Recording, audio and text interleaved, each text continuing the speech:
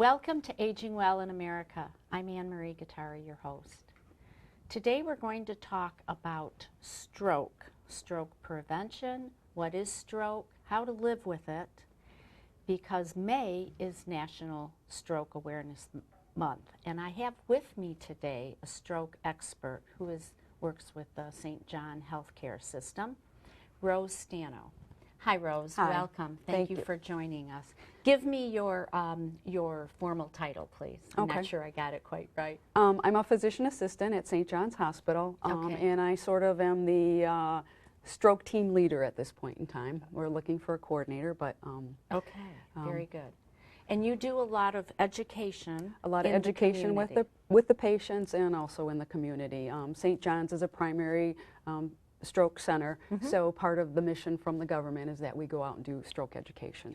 And I enjoy that part of it. Great. What is stroke education? How?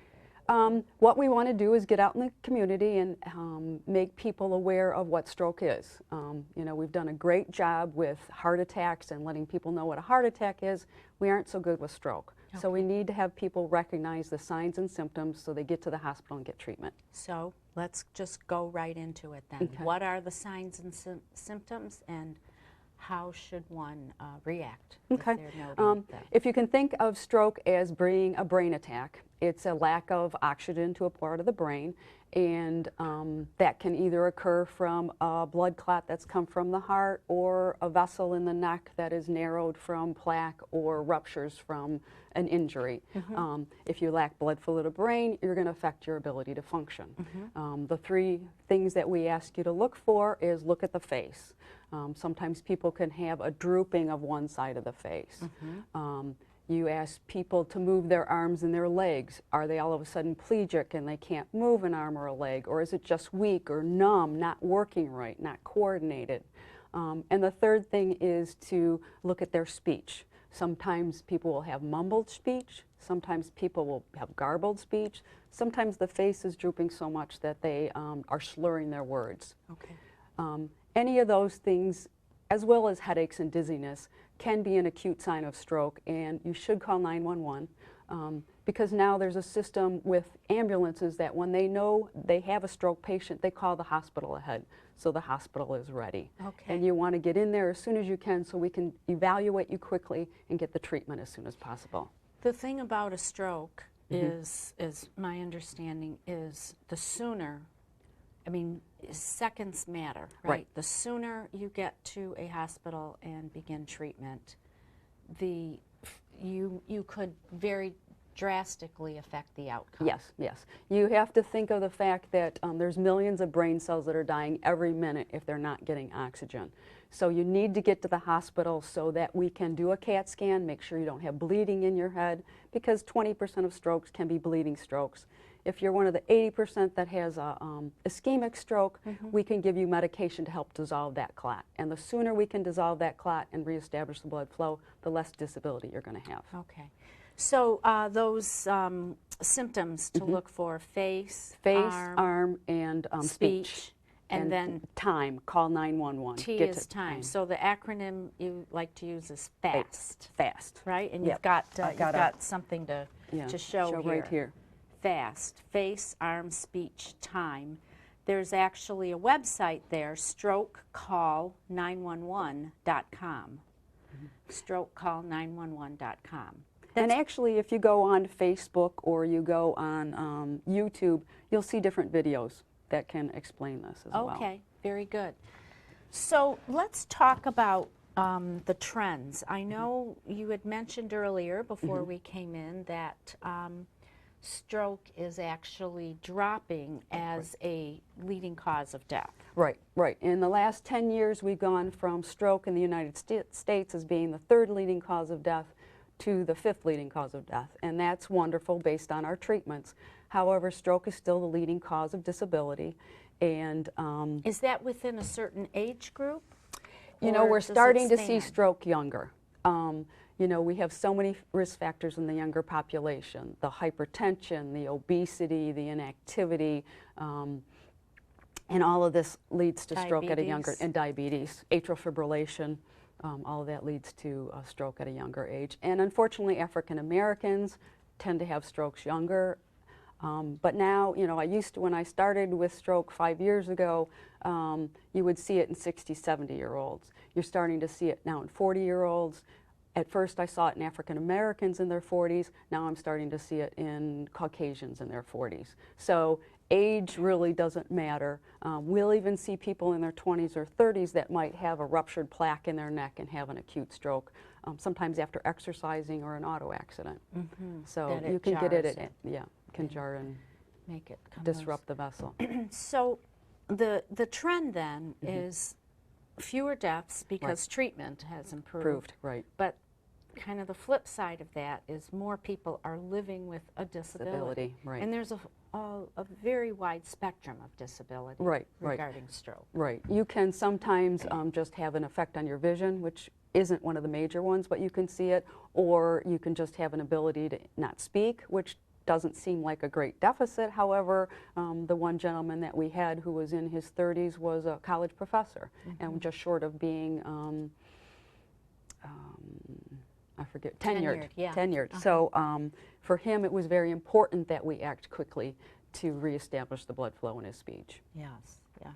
And then it can go anywhere from somebody who just has a numbness or a weakness or an inability to move the hand quite the way they used to somebody that's totally paralyzed, has difficulty talking, speaking, or even eating. So what is the treatment? Okay. You rush to the hospital. What is we rush to the hospital, and as I say, we get a CAT scan right away to make sure it's not a bleeding stroke. We get in there, we look at your blood pressure. If your blood pressure is high, we have to control it. We don't want to bring it down too much because we still want good blood flow to the brain, but we try and manage the blood pressure. We have a medication called tissue plasminogen activator, which we can give. We have to give it within 3 hours of the symptoms of stroke for it to be effective. However, if we give it in the first 15 minutes or an hour, you're going to have much less disability than somebody that gets it at 3 hours. Unfortunately, it is a blood thinner, so there is a risk of stroke, risk of bleed, about 6%. However, if you understand that with the stroke, you may have been worse off than the bleed, we do save a lot of people with it. The two types of stroke? The two types of stroke is one is a bleeding stroke or hemorrhagic stroke, and that's only about 17–20% of people.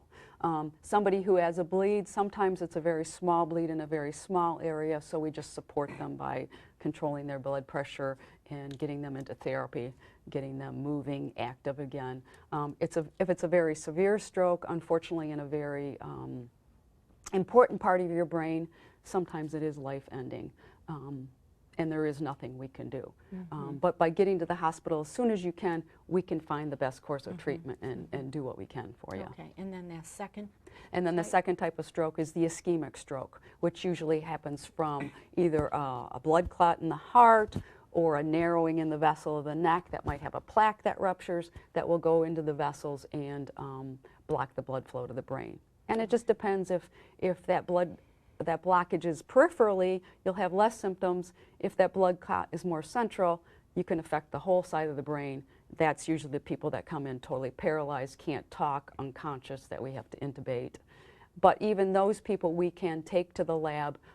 We now do a procedure similar to a cardiac catheterization where we go up into the neck, into the brain, have special catheters that we can pull those blood clots out. Oh my. And this is, I was just at the International Stroke Conference in Nashville this spring, and they have just made some new advancements with the catheters, and they're having much better success. So every year there are improvements. So what does that mean? What happens when you successfully install a catheter? Yeah. Like that? Cardiac caths will usually go in through the arm now. We usually go in through the vessels in the leg and fish this catheter up.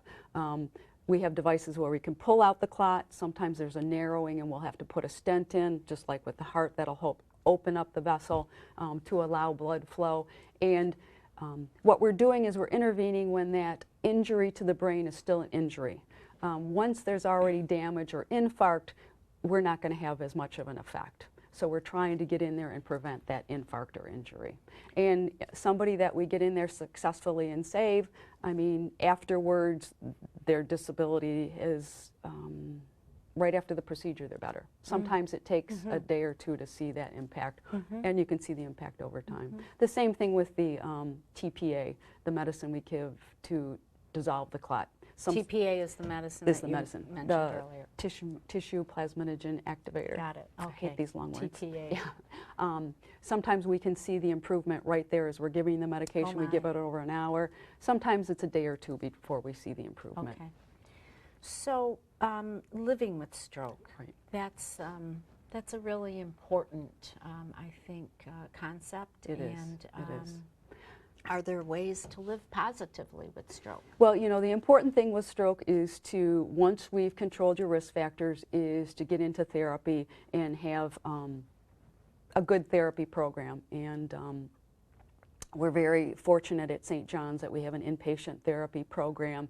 And there really, in the last 5 years, have been a lot of improvements in physical therapy. One thing that really fascinates me is, you know, how kids had the little jumpers that they would be in. They've developed those for adults that have disability and can't walk. Oh, really? So they are able to work so much better, so much quicker with them to improve their mobility. So they're actually sitting like in a sling. They're sitting in a with sling. bungee And cord. in the past, if you can think of the fact that you had to have 2 people supporting them and people moving their legs, now they can be in the sling and just have one therapist working on the part and that's they important. can actually do some They can actually spring- walk, do balance, Oh, improve all that sure. sort of stuff. And, yeah. and all that movement is Yeah, and beneficial. get them moving and continue to move it. What you're doing is you're retraining the brain.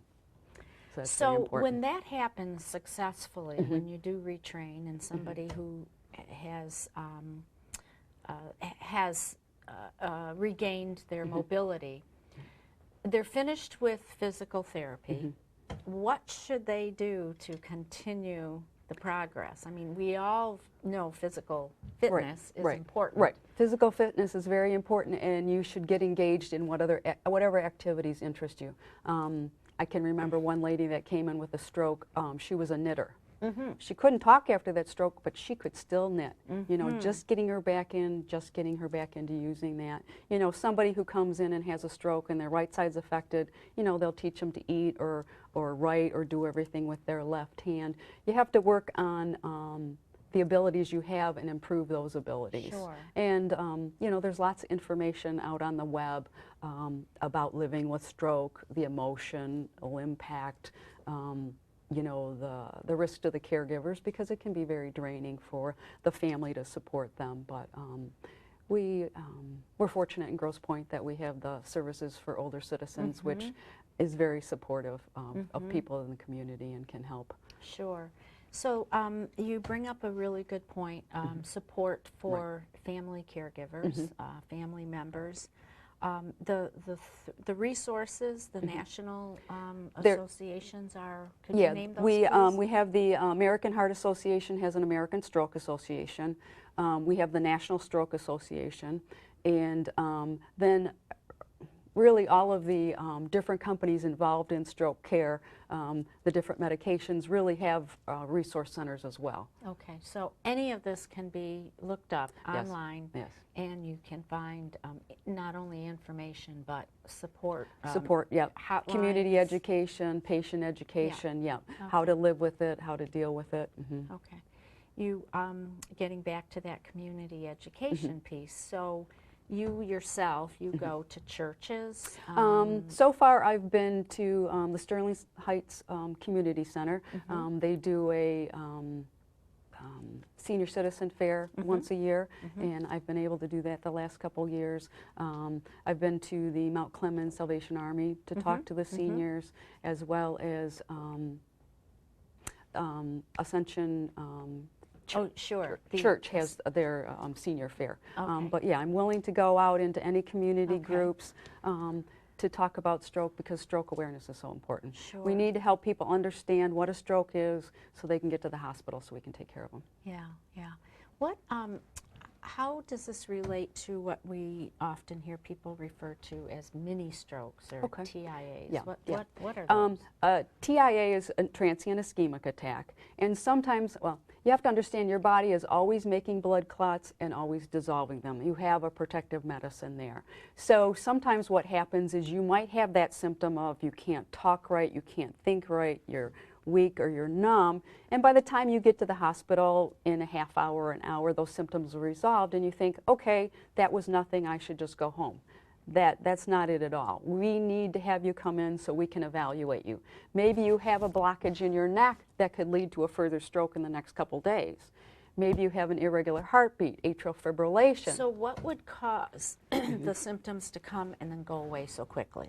It's the fact that it's a smaller clot, and you have room in that vessel for it to go through to a farther part, and then your body is just dissolving on its own. But that can be a sign and symptom of further stroke. okay. And that's why we need to have you come in, and we need to do the tests to prove that you don't have the blockage in your neck, the irregular heartbeat, blood clots in your heart, things that we can treat. Are there people who get these quite commonly and live with them? Yeah. The TIAs? Yeah. You can have TIAs, and I'm sorry I don't know the statistics as to how many will have TIAs and not recur, but we do know there's a certain segment that will go on and stroke in the next 24 to 48 hours. Oh. And it's based on those statistics that patients are admitted for these tests. So often it's a red flag. It's a red flag, yes, very much so. Okay. And I know patients get into the hospital and they're like, I'm laying around here not doing anything, waiting for the tests. Why am I here for 2 days? Because we're monitoring your heart. We want to see if your heart is going in and out of an irregular rhythm. And sometimes it can take a couple months. People can have cryptogenic strokes or AFib in the fact that their heart is going in and out of irregular beat, maybe once every couple weeks or couple months. But that's leading to the fact that the blood in the heart is not moving smoothly. They're having little blood clots that form that can go up and cause these strokes. And eventually can get big enough that you'll have a large stroke. This is so important, and as you said, we're fortunate in our community not only to have the support for senior citizens, but for the what we have at St. John and the critical team there, right, and the center. Talk a little bit about how St. John works with other hospitals in the area. Okay. St. John's is a primary stroke center certified by the Center for Medicare and Medicaid Services. And as being a primary stroke center, we evaluate everybody that comes in for stroke. We look to see how often we give the medication to dissolve the clots. We look to make sure that everybody with atrial fibrillation is getting antiplatelet medications. We look at your statins, your cholesterol to make sure we're giving you cholesterol medications to help prevent clots. And we also have a team there, our interventional team, which is neurosurgeons that can go in and take the blood clots out. I forget where I was leading with this. Well, as this team is important because what we do is we know that not every hospital can have a neuroendovascular team available 24/7 to do this. So we are part of a stroke network. Okay. So we get patients as far as Port Huron River District Hospital and as far down as near the Toledo border in Ohio. Anything along that I-75, 94 corridor that can come to our hospital. And what will happen is we have neurologists or relationship with those emergency rooms. When they identify that they have a stroke patient, they will call our neurologist on call. He will evaluate the patient over a computer link, and then that patient will be transported. And there's a whole system so that they're identified quickly, transported quickly, so we can get them to our institution and do what needs to be done next. Okay, very good. Rose, tell us a little bit about yourself. How did you come to be in this career? I've been a physician assistant for 32 years. Okay. Graduated in '82, right here from Mercy College in Detroit. Okay. I grew up in a medical family of sisters, and my mother was a nurse, and they all told me, don't be a nurse. They all told you. So I became a physician assistant. Did you want to be a nurse? I don't really think I knew if I was or not. Yeah. I do like being a physician assistant, and actually I was one of the first physician assistants that started working in a hospital down at Harper Hospital. Is that right? Yes, covering the patients on the floors that didn't have residents to cover them. Okay. So I've worked in Harper Hospital, I've worked at Beaumont Hospital in Troy, and at St. John's in surgery and medicine, in the cardiac cath lab, in neurosurgery, and now with the stroke team. So I've been doing it a long time. I enjoy the flexibility of being a physician assistant, being able to take time to spend with patients, to do education, to support the physicians. Physicians are very smart people, but sometimes they don't quite know the right words to say. Oh boy. So I try to be the one there to tie Yeah. the whole thing together. Yeah, or just to maybe translate, right? Right, very much so. So tell us about being a physician assistant. What exactly is I mean, obviously you're assisting a physician, but what does that mean, and what Right. can a patient expect from? Yes. Well, as a physician assistant, I went through a physician assistant training program. I have a license by the state, and I have a certification from the Physician Assistant Association. And every 6 years we take a test to maintain our certification, to make sure that we are knowledgeable about all areas of medical care. And as a physician assistant, I am licensed to work under a physician. And I've always chosen to work in the hospital because I like the flexibility of the hospital. You know, I always feel like I'm the administrative assistant for the physician. There are some physician assistants who are very intelligent and can work right next to the doctor, doing exactly what the physician does. Kind of anticipating? And I do anticipate, Sure. because they, their minds are doing a million different things, and they sometimes need somebody who's there to support them, make sure everything's fitting in place, getting done when it needs to be. But then I'm also there for the patients, to provide the support and provide the education. And that is one of our things that we do try, and either the nurses on the stroke floor or myself will sit down. We have a whole booklet of information we go through with each patient so that they understand the risk factors for stroke, they understand the treatments, the follow-up. So a family that has experienced this, what kind of hope can you give them? There is always hope. The brain can heal. It just sometimes takes longer. It can take up to 2 years to recover after a stroke or a brain injury. So you have to be very positive, very upbeat about it. And you have to work at what you're good at and just keep improving it. Keep the education up. Keep the education up, keep the mobility up, keep the interaction up. Right. Have you found that the support groups for family members are helpful as well? Yes, there's a lot of information out there on the website. I think St. John's has a stroke support group. However, I think it's on the west side of the city, more opposed than the east side of the city. Okay. But there are organizations out there. You know, any of the national organizations also have support groups that aren't necessarily hospital-based. And I'm thinking that these support groups are often started by... Right, stroke survivors or stroke families. Right, Yes. so someone over here who wanted to start something that could help themselves and help others. Right, right. Because it is very important to, when you have something catastrophic happening, to find people who have gone through it to support you, because it's overwhelming. Sure, It's first very overwhelming. life-changing. Yes. Right, life-changing. Very much so. So let's talk briefly, we've got a few minutes left, about prevention. About prevention, yes. Prevention. The things that lead to stroke are hypertension. You have to control hypertension. Diabetes, controlling your blood sugar. A high blood sugar, just if you can think of it, injuring those blood vessels, leading to that plaque. Controlling your cholesterol and all the fats that are in your system there. Having your heart evaluated, atrial fibrillation, which is an irregular heartbeat, needs to be evaluated and needs to be treated. Smoking is the #1 risk factor for stroke. Is that and, right? And that's the first thing the doctors will tell the patients when they come in. If you want to have another stroke, just continue to smoke. If you don't, you've got to stop, and you've got to stop now. Mobility, activity, sedentary lifestyle, you have to change that. Obesity, and we have an epidemic of obesity. I have 2 children that are morbidly obese. It's just something endemic in this society. Getting up and getting them moving. Looking at your diet, if you have high blood pressure, avoiding salt. Eating lots of healthy, fresh fruits and vegetables are very important. You know, and looking at your medications. You know, young women that are on birth control pills, the hormones increase your risk of stroke. That's all I It's can just think really of. a matter of monitoring Right.